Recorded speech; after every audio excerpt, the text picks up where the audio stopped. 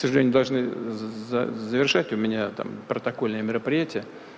Намечался, не знаю, если ничего не помешает, разговор с президентом США. Что мог бы от вас ему передать? Пожалуйста. Дайте микрофончик, дайте кому-нибудь, кто хочет. Я бы хотел передать президенту, чтобы мы могли обмениваться фильмами, которые говорят о наших ценностях, где мы и они могли бы поделиться именно тем, кем мы на самом деле являемся, то есть какую ценность мы несем и как мы передаем. Потому что это очень важный момент. Пожалуйста, не сердитесь, я понимаю, что мы могли бы и больше поговорить, но так неловко заставлять себя ждать, там сейчас обидеться еще. Спасибо вам большое, удачи. We had a call, it was a pretty long call. We talked about a lot of things, including Iran, and we also talked about, as you know, the war with Ukraine. I'm not happy about that. Mr. President, No, I didn't make any progress with him today. Mr. President, why did you pause weapons to Ukraine? Why did you pause weapons? We haven't. We're giving weapons, but we've given so many weapons. But we are giving weapons, and we're working with them and trying to help them. But we haven't. You know, Biden emptied out our whole country giving them weapons. And we have to make sure that we have enough for ourselves. Who are you with? You're wonderful.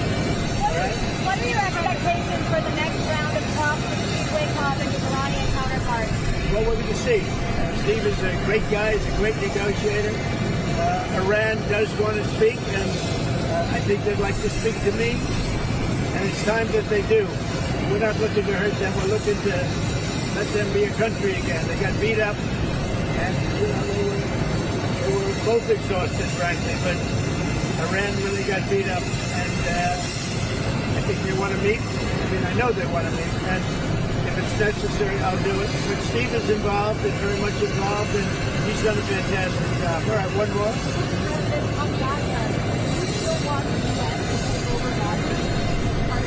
I want the people of Gaza to be safe. I want to see safety for the people of Gaza. They've gone through hell. Thank you very much. Hello, ladies and gentlemen, and welcome again to Syriana Analysis. I'm your host, Kevork Almassian. Thank you very much for tuning in to the 12th episode of our weekly program on Syriana Analysis called War 2.0 with our dear friend Tarik Cyril Amar. Tarik, how are you doing, my friend? Fine. How are you, Kevork? I'm good. Always happy to see your face and happier when I listen to your insights. So let's dive into today's episode. And first of all, before that, I have to thank all the followers of Syriana Analysis, those who are watching this show on YouTube or on Rumble or on Ganjin World. And also thank you, our friend Dietman, for moderating the live chat. Everybody is free to express his and her opinions, guys, on this channel, even if you guys disagree with us, as long as it is respectful. So that is the only wish I have from you while you're commenting, because as you can see, all the comments are already on the screen. So it is really also a good look when you act civilized and a bad look when you don't act civilized. It doesn't harm me, it harms you. So that's how I want to start today's conversation. And since we're laughing, Putin was laughing, and I don't understand Russian, but we have the text of the conversation, or what he said. He said, unfortunately, I have to end my speech now. I have a protocol event to attend. I know that we could have talked more, but it is embarrassing to keep him, he means US President Donald Trump, waiting. He will take offense because he was speaking about the possible phone call between the two leaders. So he had to cut his speech and talk to President Trump. And they have had a long conversation. Trump, in this case, says this talk was not really successful. And I had to go to the American websites, especially the Washington Post, to understand exactly what happened. And they say that Trump held a call with Putin on Thursday, a discussion that came at tenuous moment in Russia's war against Ukraine, and just after Trump halted some weapon shipments to the war-torn country as it faces new aerial attacks. Quote, "It was a pretty long call," Trump said, and saying that the war in Ukraine was among the topics. And he said, "I'm not happy about that," indicating that there was no movement toward a ceasefire. He said, "No, I didn't make any progress with him today at all." So finally, he said, "I hope that maybe tomorrow or in close days, I will speak to President Trump." This is Zelensky. He told journalists in Copenhagen after this phone call. I would like to know, Tarik, what was expected from this phone call? What could be fixed on a phone call to begin with? Were we expecting a ceasefire agreement in Ukraine? And if that is the case, why Russia rejected the ceasefire agreement if it is the one who used to call for a ceasefire agreement in Ukraine? Well, first of all, I don't think that many people were expecting a lot from this call, because we have been observing a general slowing down, to put it mildly, of this initial rapprochement, of this initial beginning to talk again to each other between the United States and Russia. That was very real. It was very real. It was a big difference from the Biden administration, but it didn't go very far. Up until now, it seems it has slowed down. Some people would even say it got stuck. So I don't think people expected much from this particular phone call. If Trump expected a lot, then that was foolish, to be honest. I mean, I don't know where he's coming from if that's the case, because the United States has not ever reacted realistically to a Russian key demand, which is that if there is a ceasefire, it has to already be connected to a clear commitment to address what the Russians call the root causes of the war. And then, of course, that means the Russian demand that Ukraine cannot be in NATO, that Ukraine must be neutral between, as it were, Russia and the West, the Russian demand that Ukraine must be, as they say, demilitarized, Russian ideas about how the government in Ukraine has to change, and so on, and so on, and so on. Now, you can agree with these Russian aims, or you can disagree. That's not what I'm talking about here. What I'm talking about is that we are still in a situation where American diplomacy is displaying the usual childishness. They're basically saying, we are ready to talk again after several years of saying we are not even going to talk. You know, let's not forget the Americans had abolished diplomacy as a process. We are not talking. And then Trump comes in and says, we're going to talk. But apparently, because they're ready to talk again, re-engage in ordinary diplomacy, he expected a massive immediate reward, namely that Russia in return would simply abandon key goals. That was never going to happen. I got to be a bit self-referential for once. I've always said it was never going to happen that way. I had been more optimistic than some other observers about the initial rapprochement, the initial attempt to begin more normal relations again between Washington and Moscow. But I, like many others, have always observed if the Americans do not substantially concede some Russian points, this is what this is about, then the Russians will not give in. The Russians do no longer offer freebies. There are no free rides. You don't get anything for just talking nice to them. In fact, if you go back a tiny little bit in history, but it's very recent history, and it's a history that has shaped Putin and the whole current Russian elite, that's how they see the late 1980s and the 90s, when the Soviet Union collapsed, and when the successor state of Russia that came out of it, as did others, was basically subject to massive Western interference and extremely weak. That's how they see that period, as a period in which initially they think the then late Soviet leadership, under a man called Gorbachev, of course, made far too many concessions to the West simply for nice words from them. And if you ask me, they have a point. I have great sympathy for Gorbachev. I think in history he will be seen on the whole as a benefactor of humanity, because he did, as it were, avoid one major path to World War III, which was very real in his time as a possibility. But I understand Russians who say, yes, but he also was very naive towards the West. And I think that's true, actually. So the people in power now, they don't want to be like that at all. They will give nothing to the Americans or to anybody else for that matter, just for kind words. And what astonishes me is that Donald Trump still doesn't seem to have understood that. It's very odd, actually. Does Donald Trump make up his mind in cases like Ukraine, or he has advisors? And who are these advisors basically giving him, as we say in Arabic, the butter of the issue? I'm sure that the Trump himself doesn't have the time to go through all the complexities of such a matter. Who is advising him about the Ukraine conflict? And there is this is the first question, Tarik. And the second one is, we have discussed on this show in the past episode something important, and that is the preparation happening in the European countries to increase the expenditure on the military, on the defense.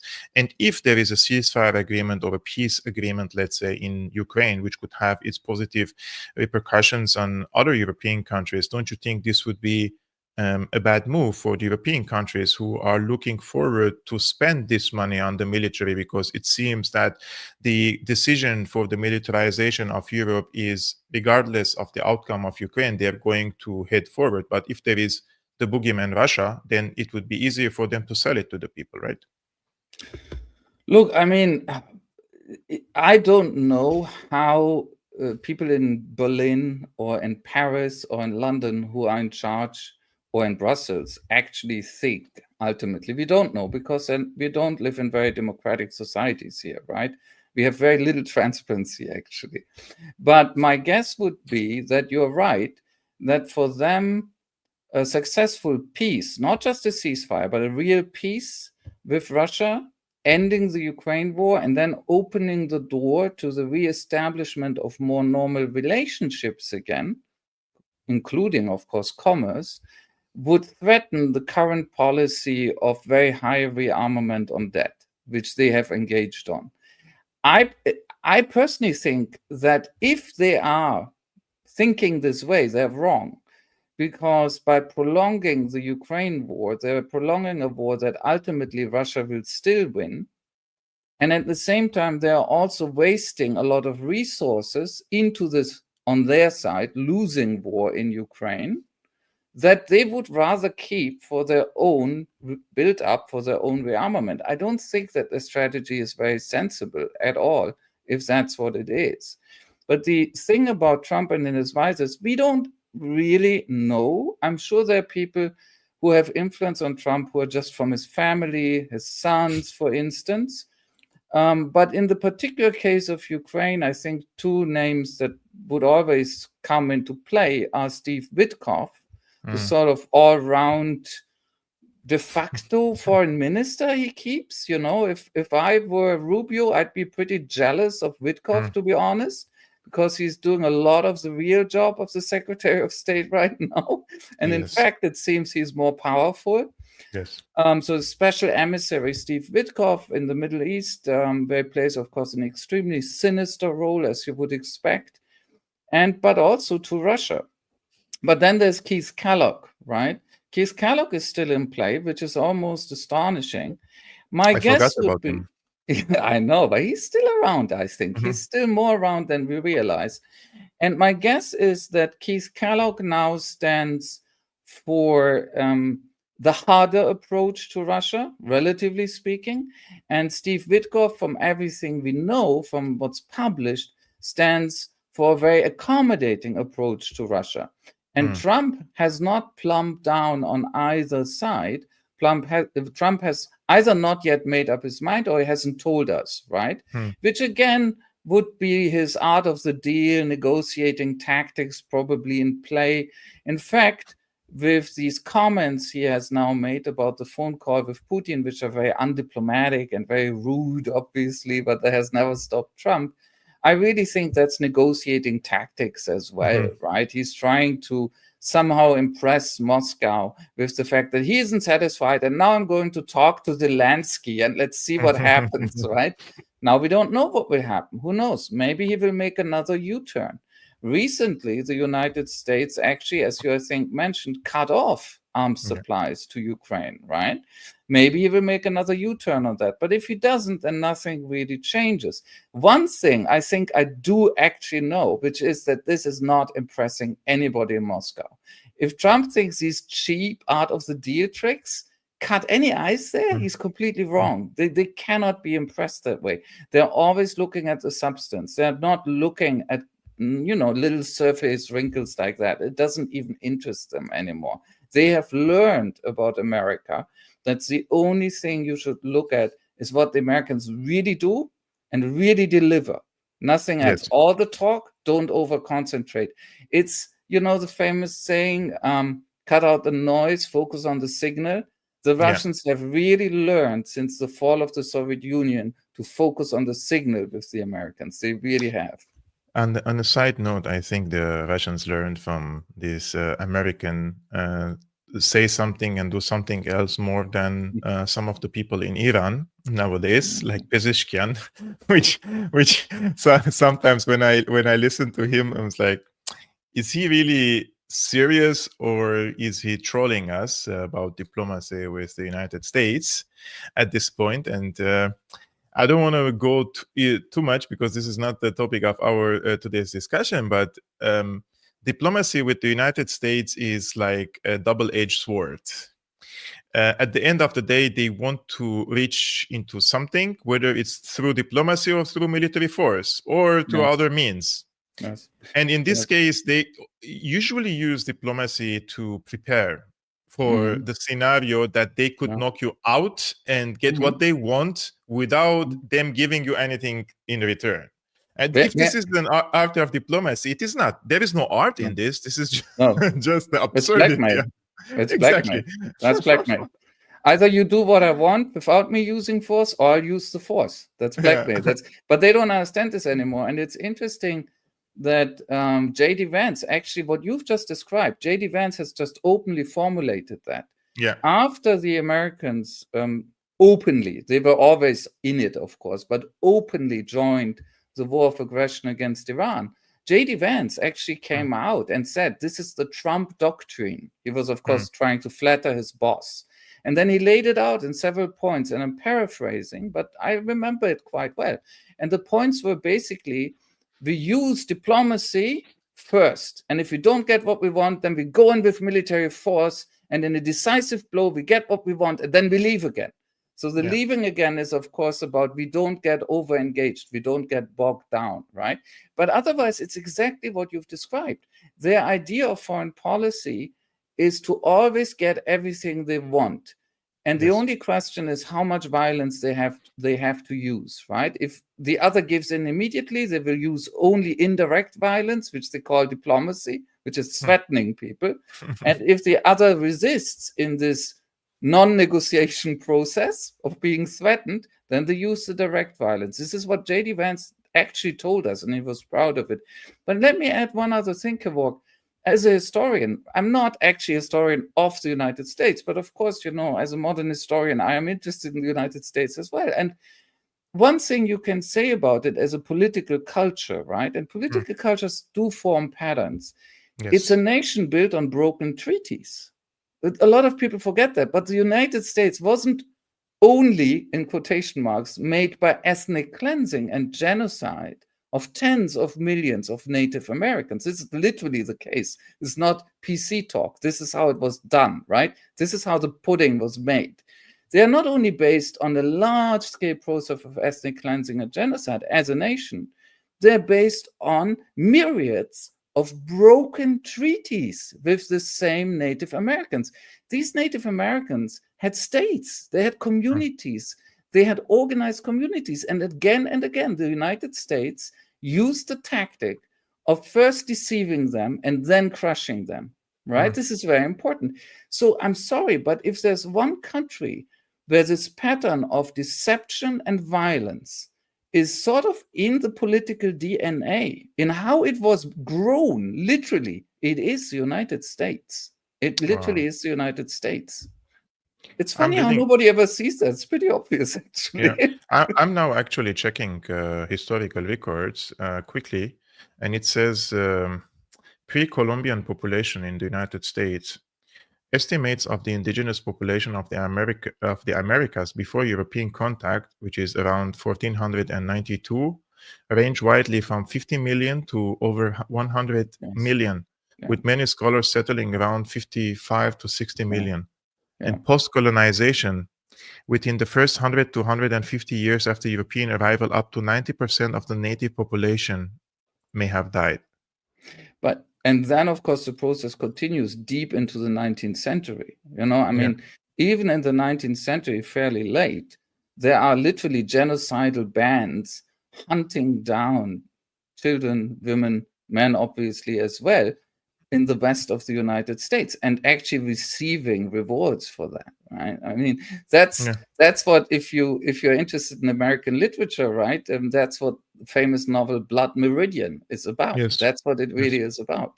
But apart from the literary side of it, as it were, it's a very concrete fact.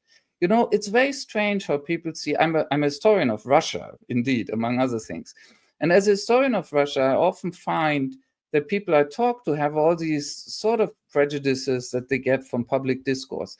And with Russia, everybody knows that Russian political culture has been formed by centuries of expansion, right? Okay, fine. It's a bit more complicated, but fine, you can make that argument. But with the United States, nobody ever, some people do, but far too few people make the connection between current American political culture and centuries of genocide, ethnic cleansing, and slavery. That was how this country was built. I'm not saying it has to go away for that, but what you expect, right? And one aspect of this constant violence, the violence many people still register. I mean, the violence is in some of the novels and some of the better movies. But what they don't register so much is the deception. The deception that actually making fake treaties, conducting fake negotiations, constantly lying to the other until they're extinct, that was part of the process. Deception is elementary here. Yes. As we speak about genocide and the way, let's say, the United States was, the modern day United States was founded, we agreed to speak about what's happening in Gaza at the end of this conversation, but this is since we're speaking about the genocide, today I have came across the article in, as I will show you the title of the article here. This is from a Plus 972 magazine, and they're talking to Israeli soldiers, one of which says, "I'm bored, so I shoot." And they're talking about this extermination zone, basically, on the humanitarian corridors where Palestinian civilians come to collect bread and some food, basically. And this is happening now on a daily basis. And it seems that the Israeli side no longer has military targets to continue this. So they're basically just hunting down children and women and men, collecting food. This has become like sports for them. Yes. I mean, look, I would add one thing, which is that the article is even about an even longer process. The way I understand the article, it's about something that they've been doing the whole time for the last 20 months. And now they're being joined, as it were, by Western contractors. We call them contractors. Let's use a real word. Mercenaries, by Western mercenaries, highly paid mercenaries, who are also joining in massacring civilians in Gaza. This is not totally new, but to do that under the guise of humanitarian aid, that is a new wrinkle, right? But the overall phenomenon of the extreme violence and the very deliberate violence against civilians, that's been there the whole time, of course. I wonder, you said that they might be running out of military targets. When you watch John Elmer on the Electronic Intifada, who's really following the other side, right? And it's incredibly valuable work because he shows us the resistance day by day, right? I don't think they're running out of military targets. There still is a resistance. But the thing is, I think Israeli soldiers probably prefer to kill women and children. I'm sorry, but that's the impression I get of that so-called army. It's a rebel. It's a hyper-armed, sadistic rebel. And it's not, you know, if there's any honor to the sense of a military, this is not it. This is something else, right? So obviously, the famous slogan that has just been coined in Glastonbury has my fullest support. The IDF is a horrific terroristic organization, and one can only wish the very worst on it, including death, I must say. So look, what the article describes, I'm among other things, my first book, I wrote about a city that gets caught up between the Stalinists, the Nazis, and Ukrainian nationalists. And all of them behave abysmally, all of them. And the behavior of the Israelis, which in this article, these Israeli soldiers, remember, they talk about it themselves. It's based on what they say. It reminded me most of all of the Germans in World War II on the Eastern Front. So in the place where they fought in the worst imaginable way. And there are even structural similarities. For instance, the fact that again and again in the article they're saying, we don't even have clear orders. The only thing we get is a sense that we can do what we want. That's the article gets that again and again. There's no sense of clear rules of when you open fire, rules of engagement. They're not really there. But what the soldiers do get communicated to them is a sense of license. Do what you want. Your worst. That's always nice, right? That is very much how the Germans behaved when they invaded the Soviet Union in June 1941 and how they kept behaving. That's why that particular part of World War II, which was immense, became so particularly brutal and nasty because the Germans initiated that. They initiated a policy from above of, in this theater of war, no more rules, nothing, just extermination. And they made sure they issued even a special, not an order, but essentially a sort of circular, a decree that made sure that German soldiers in World War II on the Eastern Front fighting against the Soviets wouldn't be under ordinary military justice. Not that, you know, if Nazi military justice, that's bad enough. But they removed them from that. So they signaled to them very clearly, in this part of the war, if you feel like mass murder and rape, go for it. Nobody's going to punish you, right? And that was only part of it. It's a policy. It was deliberate. And I get a sense from this article that's exactly what we're looking at here. Because you can read this article, and if you're a little blind and naive, you could say, oh, so there are 6 soldiers who behaved abysmally. What does it tell us? It tells you a lot. They're representative. These are not unique cases. These are soldiers acting according to a shared culture and to an implicit and partly, I think, explicit policy that the Israelis are practicing in this war. Not that their other wars have been so much better, right? Yeah. So that, to me, the essence of the article is that it shows us another aspect of this genocidal warfare, the complete unleashing of extremely well-armed men and women to do whatever they want. They can shoot children out of boredom. They can shoot families out of boredom. They don't have to take care of the bodies that they leave behind, right? It's a policy. You caught that too. We don't take care of the bodies. We let them rot. The animals are eating the bodies. The only moment, as the article describes, when they're interested in all the corpses of their victim is when there is literally an aid convoy coming through on those rare occasions. Because as we know, the Israelis have a hobby of not letting aid in. They like starving their victims too.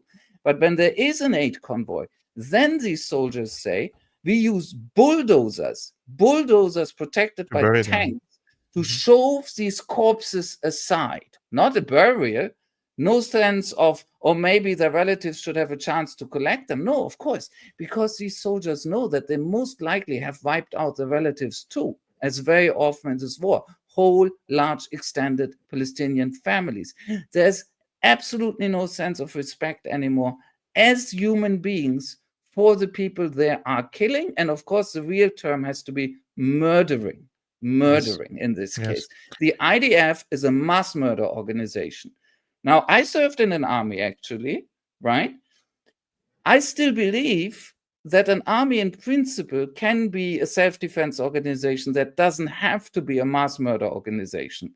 As a historian, I also know that armies can become mass murder organizations very easily, right? Especially as a historian of Germany. Yeah. So the IDF is definitely on that part of the spectrum. The IDF is not a normal army. I'm done with this fiction. The IDF is a terrorist mass murder organization, and the whole West is supporting it.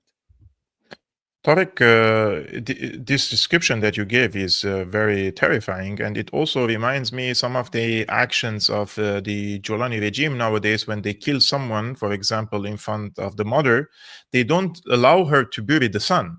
Like they kill them and they force them to rot the bodies to rot there in the streets. It's like they were trained by some British or American contractor, as you mentioned in your conversation. But there is one element which is very important in this, and that is media and public opinion. And Israel seems terrified by the public opinion nowadays, and they give a lots of damn about it. For example, what happened the other day, I don't know in which city in the UK, there was this concert when the singer was singing.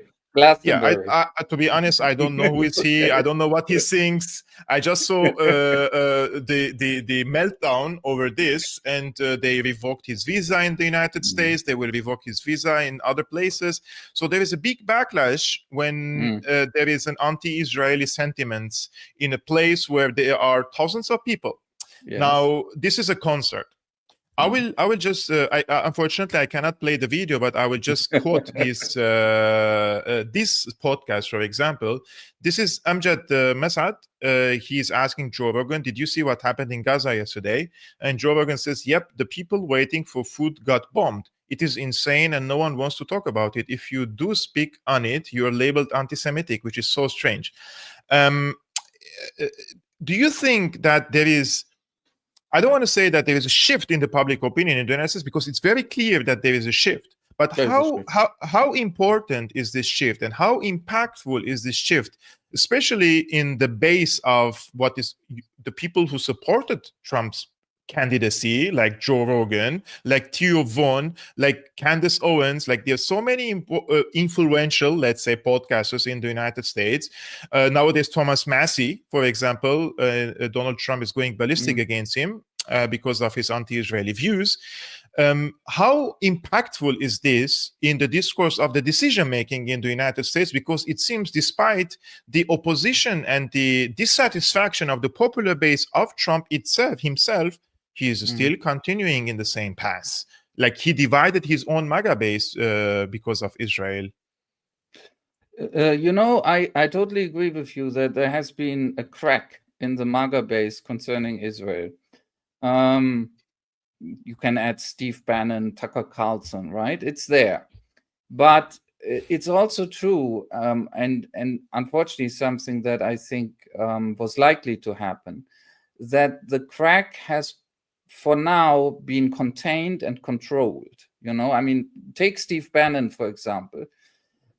He, for a moment, before the United States officially, openly joined the bombing of Iran, made some very strong statements and said, we have to put America first and not Israel first, and so on. So basically, he came from a nationalist point of view and criticized the over-dependency of Washington on Israel, which was in itself a very plausible argument.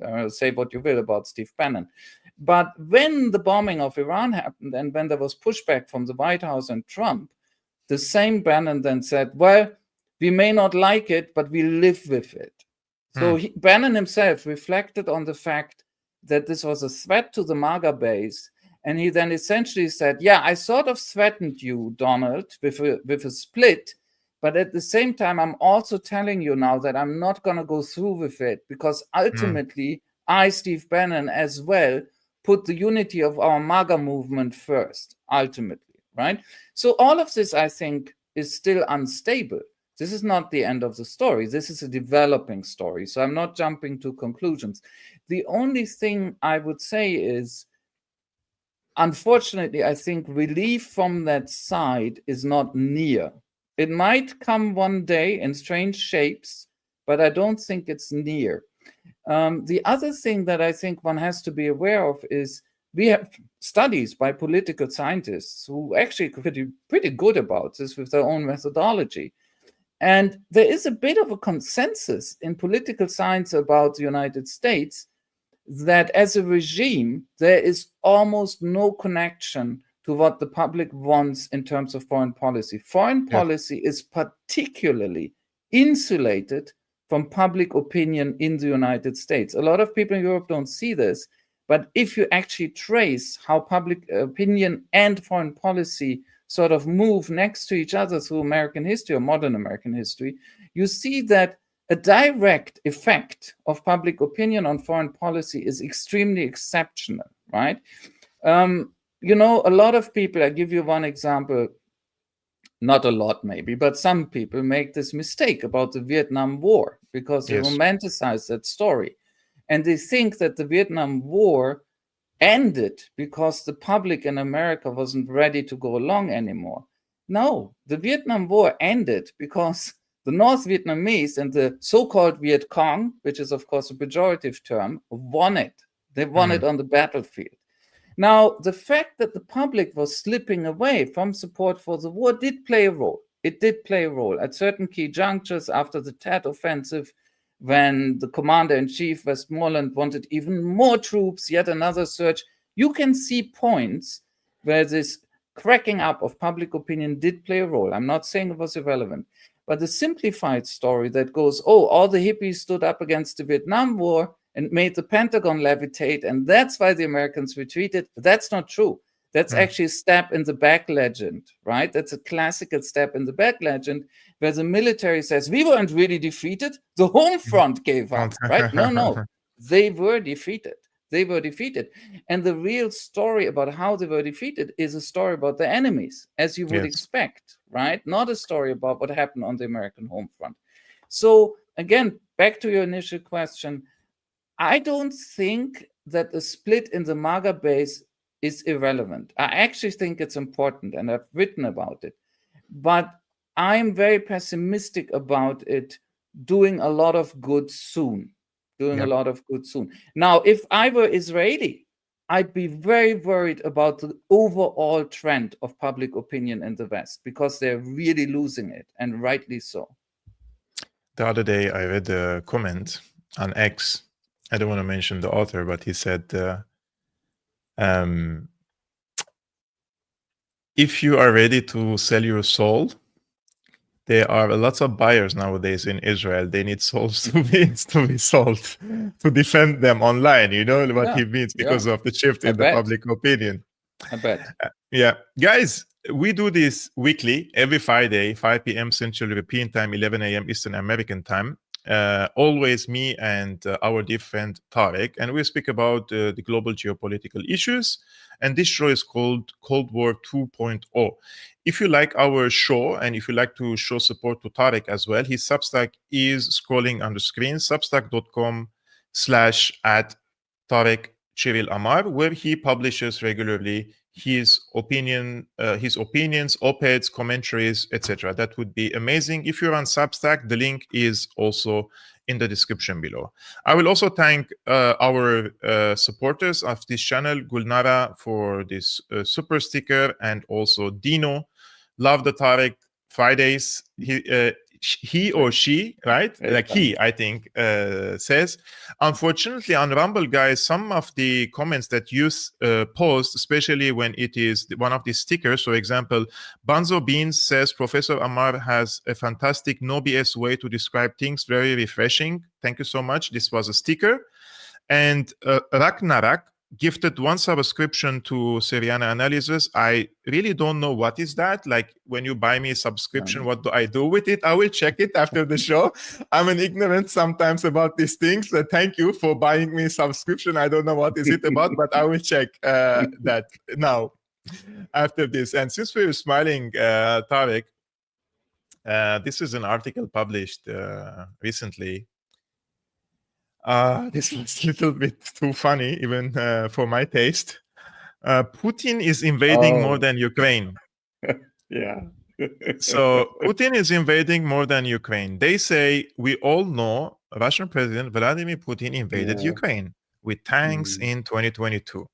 But many don't know that in 2024, he invaded Romania with tweets. In both cases, he failed for now. But Putin's aggression is focused on the US and all its allies. He is spending millions of dollars bombarding European voters with manipulative social media and disinformation campaigns on a mass scale. It is a new type of warfare on democracy that eliminates the need to roll tanks into capitals. Putin's constantly evolving playbook is the result of his failed military campaign to capture Kiev and strangle Ukrainian democracy.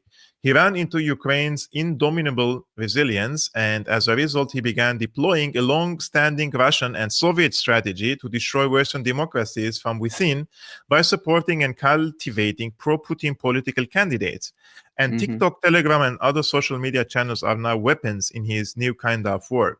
Tarik, how many authors do you think have written this article in your view? I've seen it. I think it was You 3 saw it. former ambassadors, right? There are 3 authors for this: Yeah, Mark yeah. Gittenstein, Adrian Zuckerman, and Jim Rosapepe. So we have 3 authors coming together. Yeah. Look, I mean, I've seen this article, and it's one of those things where you sit there like stunned, right? Like something has hit you. It's like, and then you wake up and you're like, where to begin? Look, first of all, of course, it's a pure case of projection, right? Yeah. This is what the West has done to Russia for decades. I mean, the Russians have learned to defend themselves by now, and we're very angry about this. But this is what the West did in the 90s and into the 2010s, very much. We were the ones who thought it's totally normal to organize massive political subversion through so-called NGOs and so on and so on and so on in Russia and many other states as well. That's the West. That's actually our, as they say, playbook. Right? So it's funny that we finally discovered with Putin. Now, the other thing, of course, is the specific story they're referring to, which is the story of this guy, Kalin Georgescu. And it was really very different. Right? What really happened is it went through several months. It has 2 big parts, as it were, and I won't do it all in detail. But what really happened is that Kalin Georgescu, whether you like him or not, and I'm not in his political camp, I'm very left, he's very right? Let's be clear about this. But Kalin Georgescu was about to win Romanian elections, and he was about to do that twice. Wow. And the first time, they stopped the election after the first round. And it was very likely that he would have won the second round. Everybody agrees. That's why they stopped it. And then they waited several months and they said, we need fresh elections. And in the meantime, they could see that his polls were going up even more, because a lot of Romanians understandably were saying, oh, yeah, we will vote for this guy, the one you're trying to stop by foul.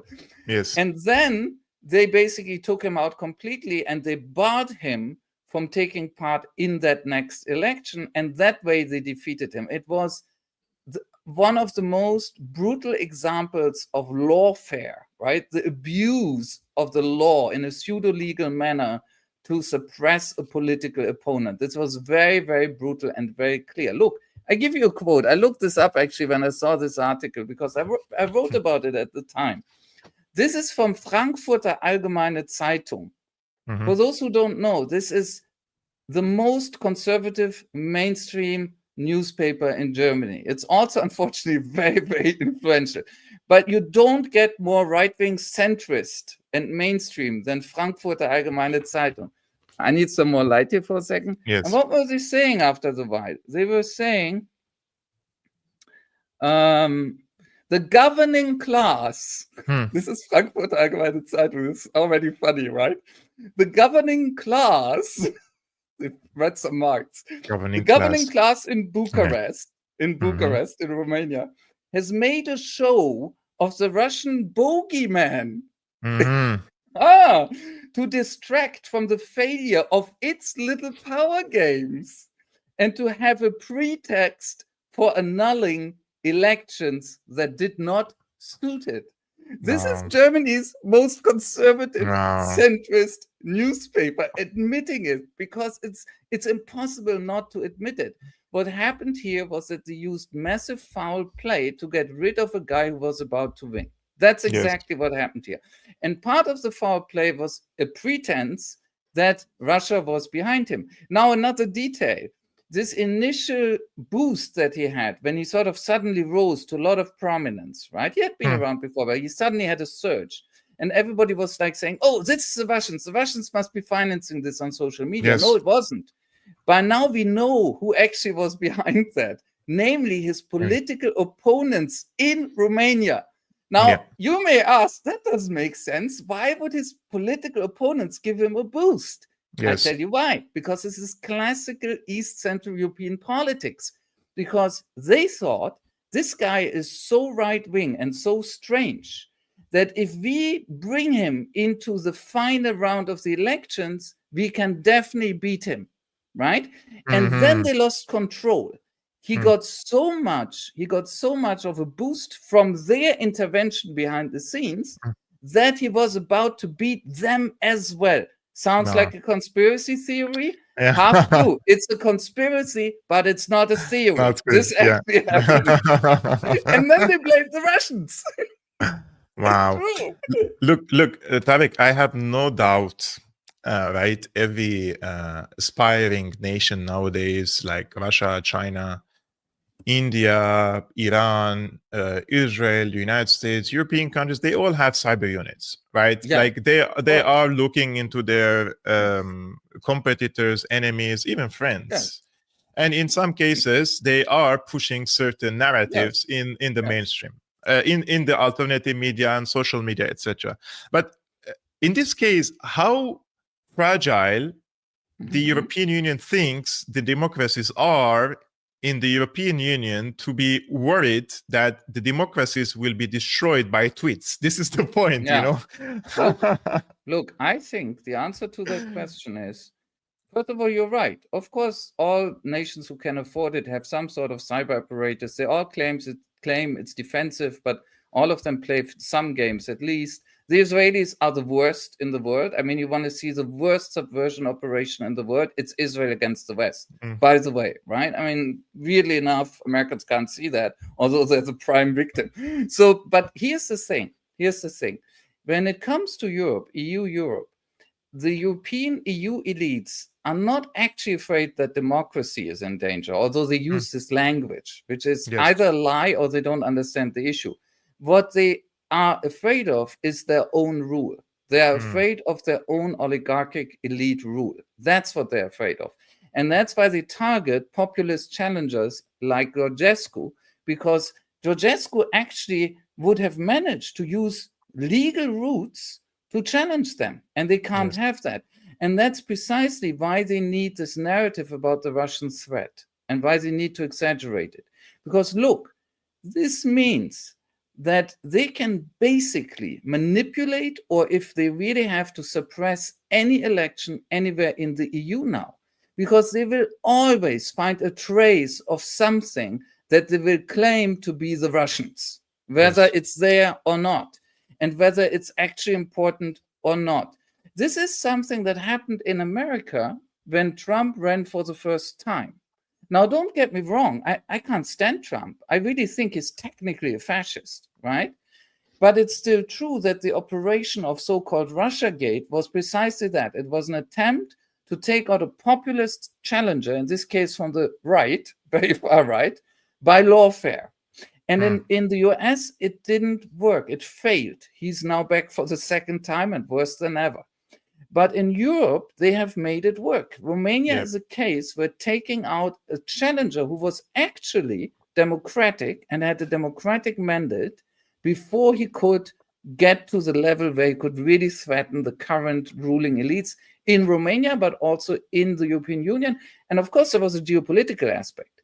Because one thing that Georgescu wanted, he wanted to loosen the now very strong ties between Romania and NATO.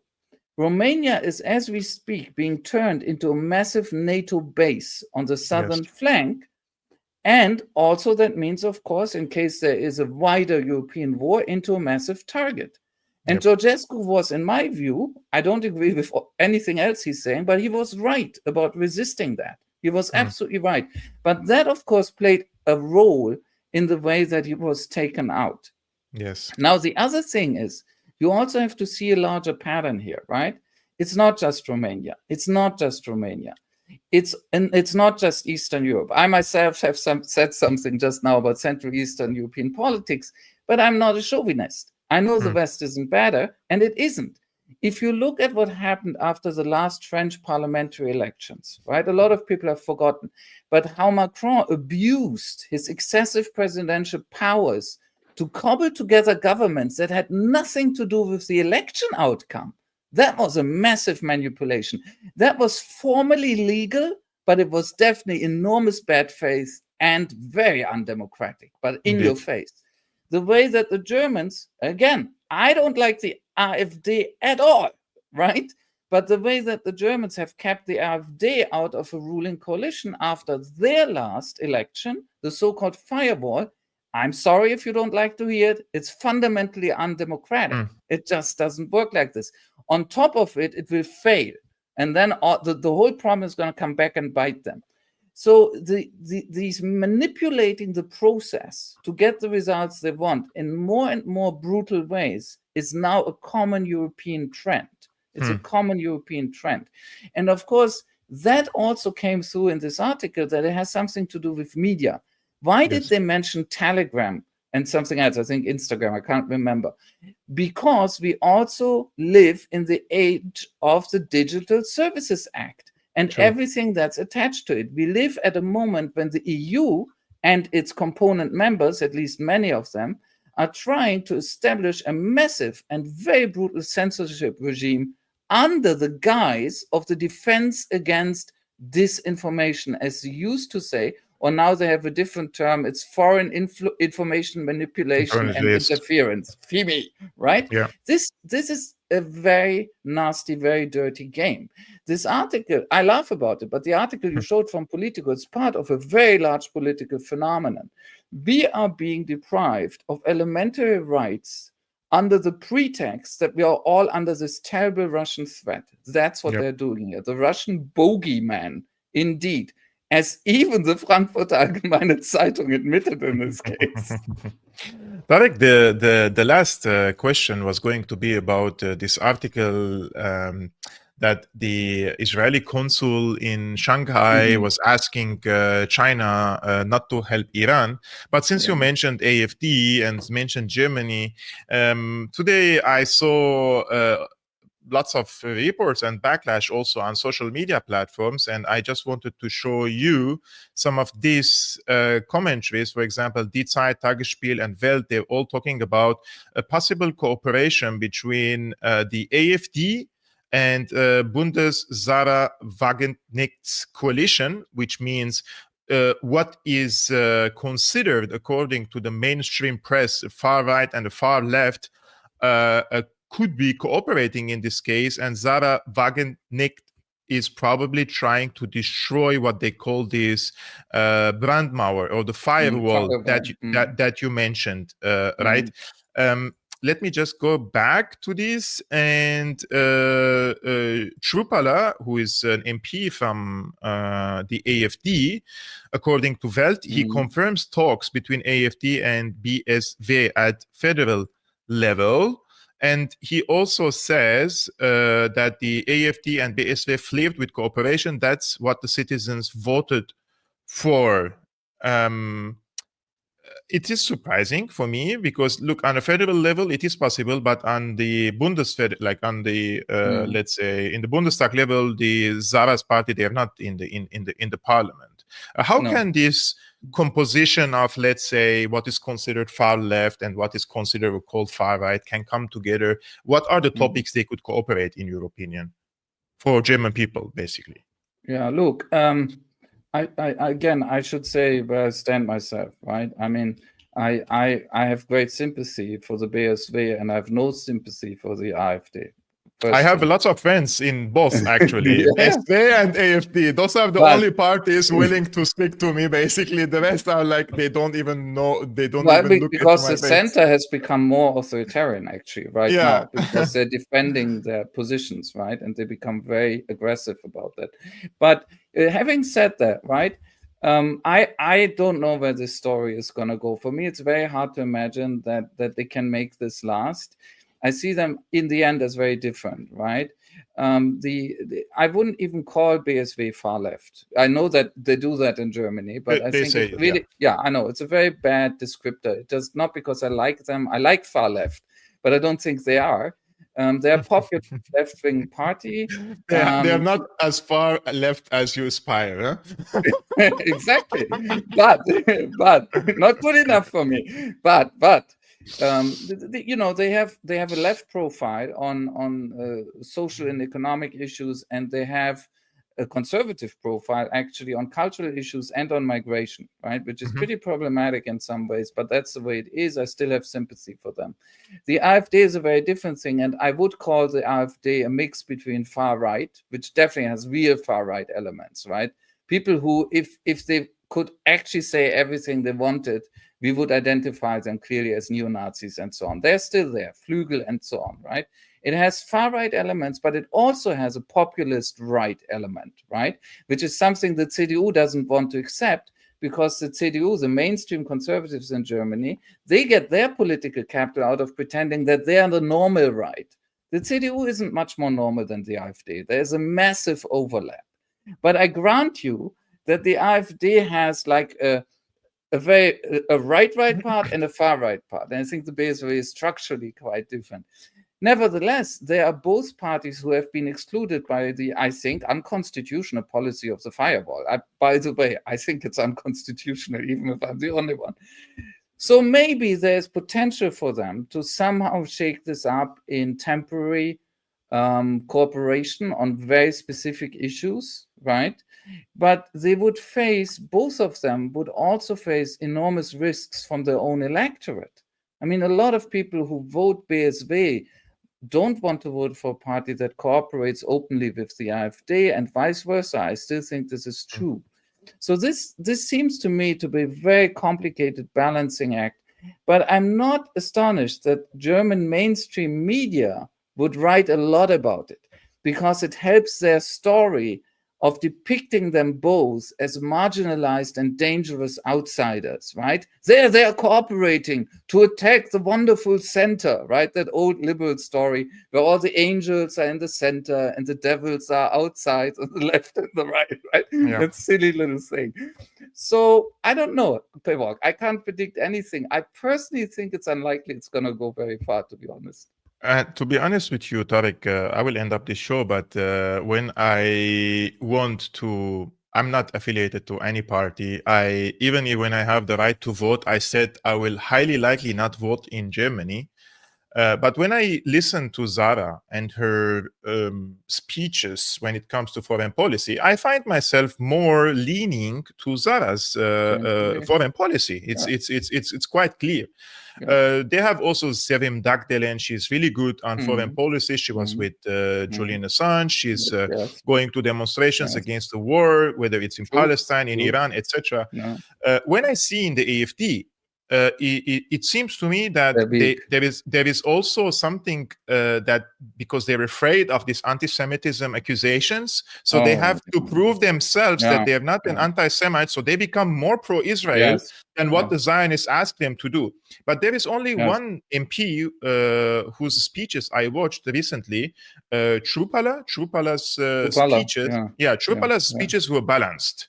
When it came to Iran and Israel, for example, I found it fascinating that someone in the AfD with a higher position is basically bashing a chancellor for saying that Israel is doing our dirty job there. So there are some of them, you know, like you can listen. I know. It's not like you there, because believe me, Tarik, if I listen to the Greens, or the I can't listen to the Greens. No, the Greens hurt. It's like toothache. I get infection. I get infection in my ears.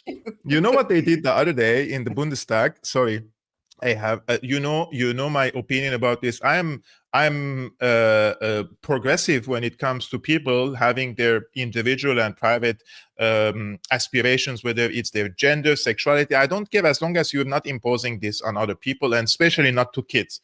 But this year, it seems they didn't want to raise the LGBT flag on the Bundestag. No, So the Green Party members, they all came to the meeting in the Bundestag wearing the rainbow flags, but each one is the one color. So they sit like from up to down, so that they form the LGBT flag in the Bundestag. And for me, this sounds like a clown show. It doesn't look like politics to me. Look, I think I'm basically similar to you in that I long before now, very long before now, I've always found it natural that people have the right to be autonomous in the area of their sexuality and gender and who they want to be. I haven't got the slightest problem, but I have to tell you one thing. The one flag that I would respect a party sort of depicting or wearing in the federal parliament now, the one flag that would take courage and that would mean anything to me is the Palestinian flag. Because Palestine is the place where the whole West, together with Israel, is committing a genocide. Is committing a genocide now. And of course, Germany is one of the worst countries in delivering arms to Israel, second biggest exporter after the United States, and also in helping Israel diplomatically, and also in repressing solidarity with the Palestinian victims at home. Germany is one of the worst offenders. I am not naive. I know that the Greens are part of this story. So I'm not saying I would ever expect these guys to wear a Palestinian flag. But if it comes to wearing flags, you know what? You want to wear a flag and impress me? None will do except the Palestinian flag, And all the rest, you can just get lost, frankly. I don't care. The Greens are more right when it comes to Palestine than any other party. Yes, so don't let me start it about them. No, I know. They're horrific. No, guys, come on. Annalena Baerbock will be in the history book as an accomplice. She will be in the history books as an accomplice, and she's not the only one. Indeed. Tarik, thank you so much, my friend, for this weekly show. And thank you so much, guys, for tuning in to today's live streaming. I really appreciate every single one of you, whether you're watching on YouTube, on Rumble, or on Ganjin World. Yesterday's stream was demonetized by YouTube. I don't know why, because they considered me talking too controversial things about Syria. So they demonetized that and suppressed the video, and 20% the normal reach. Usually it reaches to 80% more, so they suppressed that video. So can I ask you something? Does this mean YouTube now covers the ass of ISIS, Al-Qaeda? Is that I really don't know. Here? I didn't show any graphic videos. I just spoke about what they're doing in the country, and they suppressed the video and also demonetized it. So guys, if you like to support this channel, like in the algorithm level, please hit the like button, thumbs up before leaving, or just leave a comment in the comment section below. And if you want to subscribe, that would be plus and honor for me. And if you want to support the independent work I'm doing here, you can become a patron. The link is scrolling on the screen, patreon.com/Syriana Analysis, or there are different other means in the description below if you don't like to use Patreon. So have a great weekend, guys. We will see you on Monday. Peace be upon you, upon your families, and peace be upon you, Tarik. Salam.